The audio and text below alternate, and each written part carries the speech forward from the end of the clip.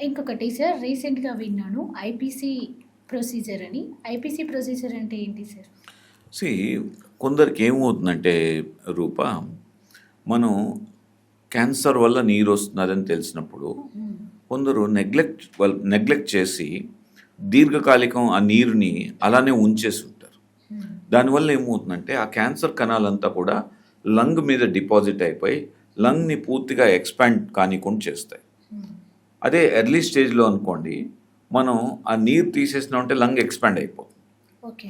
అలా కాకుండా వీళ్ళు చాలా 3 మంత్స్ 4 మంత్స్ హ్మ్. నెగ్లెక్ట్ చేస్తారు. నెగ్లెక్ట్ చేసినప్పుడు ఏమో అంటే ఆ నీరు తీసినప్పుడు కూడా లంగ్ ఎక్స్పాండ్ కాదు. ఓకే. ఇటువంటి వారికి మాటికి నీరు చేరిపోతూ ఉంటుంది కాబట్టి దాన్ని మాటికి హాస్పిటల్కి వచ్చి తీర్చుకోవాలంటే చాలా చాలా కష్టం ఉంటుంది.